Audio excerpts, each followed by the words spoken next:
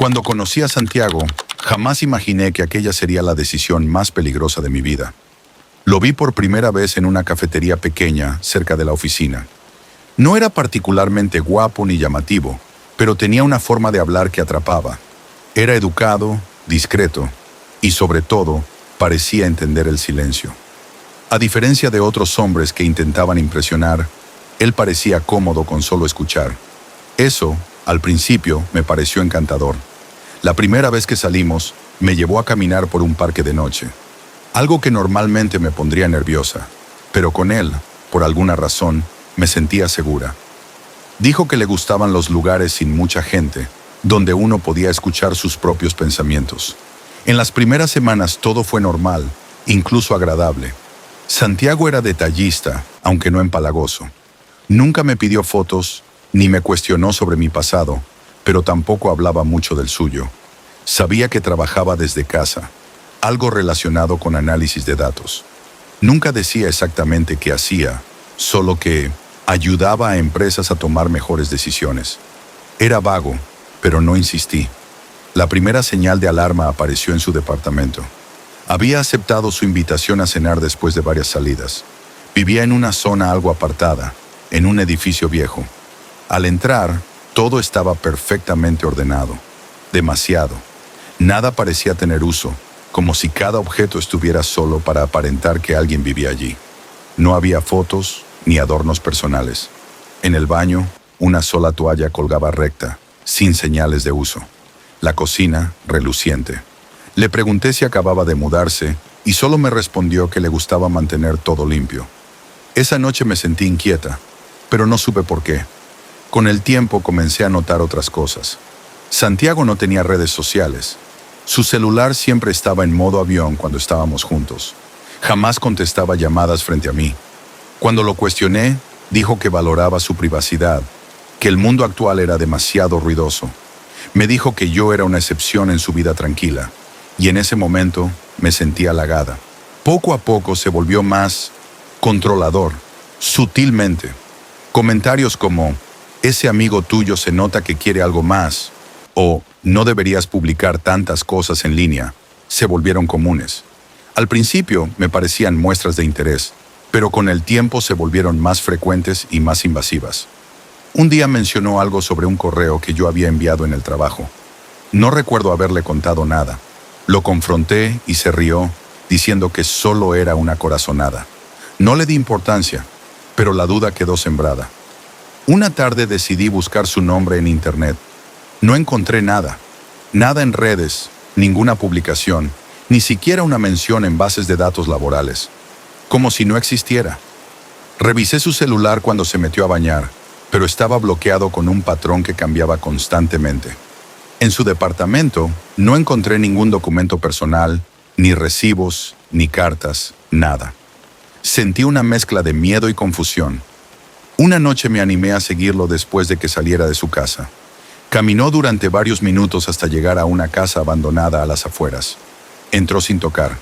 Esperé fuera por más de una hora. Cuando salió, llevaba una caja de cartón que subió rápidamente al coche. No pude ver qué había dentro. Volvió a desaparecer por 3 días. No respondía llamadas. No estaba en su departamento. Cuando por fin respondió, dijo que había tenido una emergencia familiar. Su tono era seco, más serio que de costumbre. Fue entonces cuando empecé a tener pesadillas. Me despertaba pensando que alguien me observaba. Escuchaba pasos fuera de mi ventana, y mi correo electrónico recibió un par de mensajes en blanco desde direcciones desconocidas. Al principio creí que eran coincidencias, hasta que una noche, al volver a casa, encontré mi puerta entreabierta. Nada estaba desordenado, todo estaba intacto, pero sobre mi cama había una fotografía mía, tomada desde fuera de mi ventana. Al reverso, una nota escrita con tinta roja: no sigas escarbando. Entré en pánico. Fui a la policía. Presenté la foto. Pero no había pruebas de que él fuera el responsable. No tenía antecedentes. No estaba registrado en ningún lado. La dirección que yo conocía, al parecer, no estaba a su nombre. No existía como arrendatario ni como propietario. Decidí alejarme. Cambié de número, de redes, hasta me mudé de ciudad.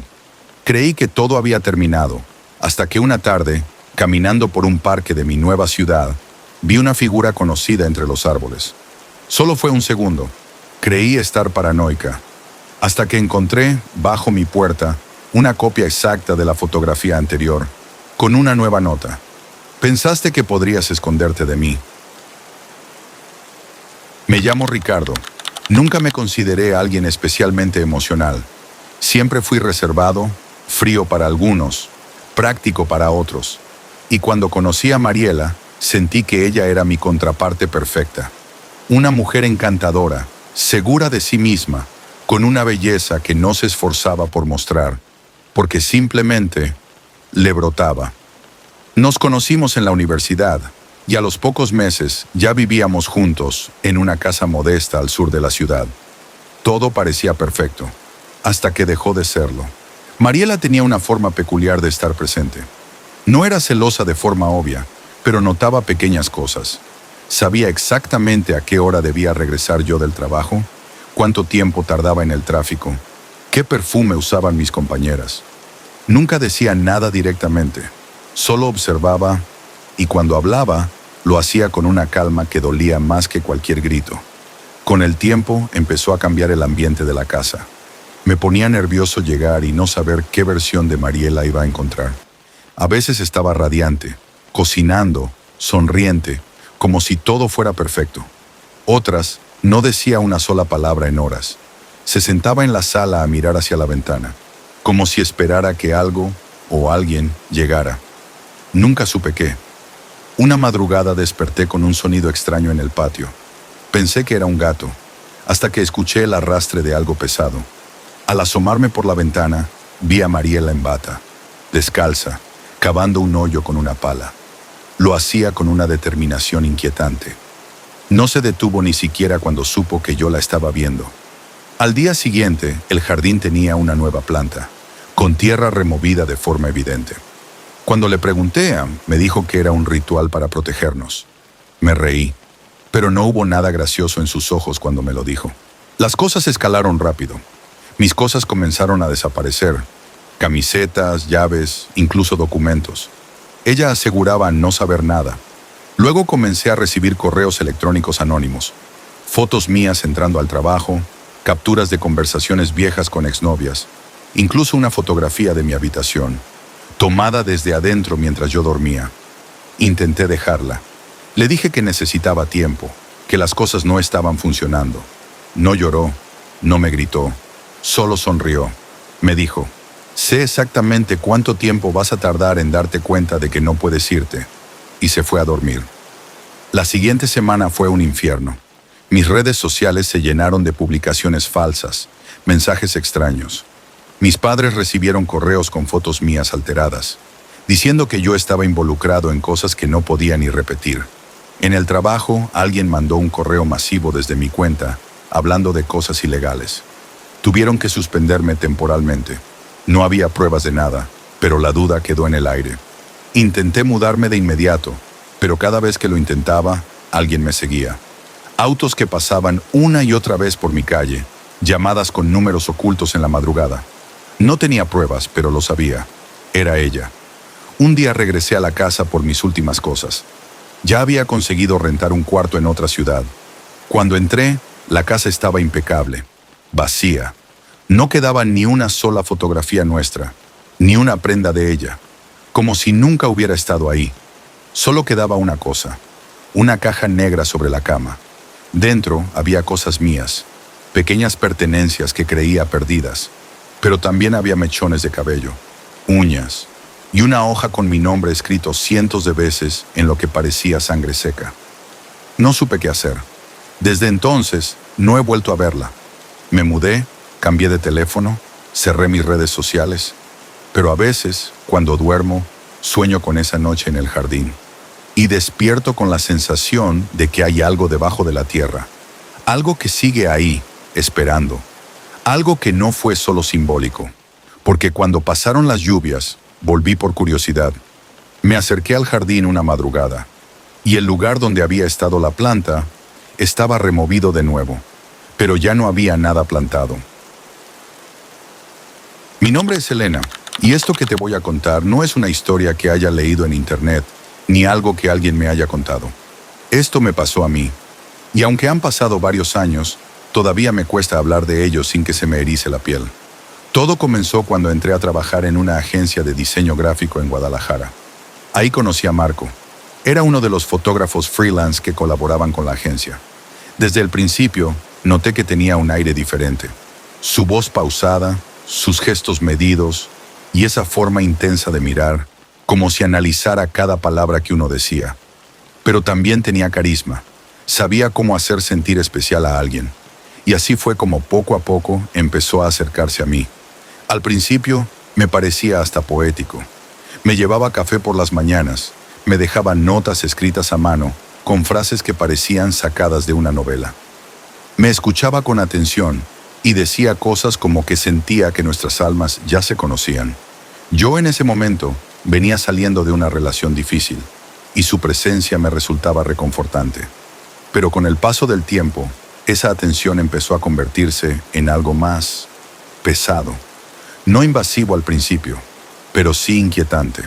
Comenzó a preguntarme con quién salía después del trabajo, por qué no le respondía tan rápido como antes. Si salía con amigas, me mandaba mensajes todo el tiempo, como si necesitara que le confirmara minuto a minuto dónde estaba. Lo justifiqué 1000 veces.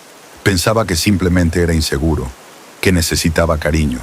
Sin embargo, hubo señales que no supe leer. Una vez me regaló una libreta con dibujos de mí, pero en algunas de esas ilustraciones aparecía dormida o sentada en mi sillón con ropa de estar en casa. Dibujos demasiado precisos, con detalles que solo alguien que me observara a escondidas podría haber conocido. Me incomodó, pero decidí ignorarlo. No quería pensar mal de él. El punto de quiebre vino una noche, cuando sin avisar apareció en casa de mi madre. Llevaba una caja envuelta con papel dorado y un álbum de fotos nuestras. Hasta ahí, todo parecía una sorpresa cursi. Pero al abrir el álbum, vi que había fotos que jamás le había dado. Algunas claramente tomadas desde lejos, desde rincones donde yo no lo había visto. En una de ellas, yo estaba sentada en una cafetería, con mi laptop, y él estaba afuera, capturando la escena desde el cristal. Otras eran incluso más perturbadoras. Imágenes mías en el supermercado, caminando por la calle, entrando a mi edificio. Esa fue la señal que necesitaba. Terminé la relación de inmediato, bloqueándolo de todas partes. Sentí un alivio inmenso. Creí que todo había terminado. Durante unas semanas todo estuvo en calma, pero esa calma resultó ser solo una falsa sensación de seguridad. Una mañana encontré una flor marchita sobre el tapete de mi departamento. Otra noche, un globo rojo atado a mi espejo retrovisor.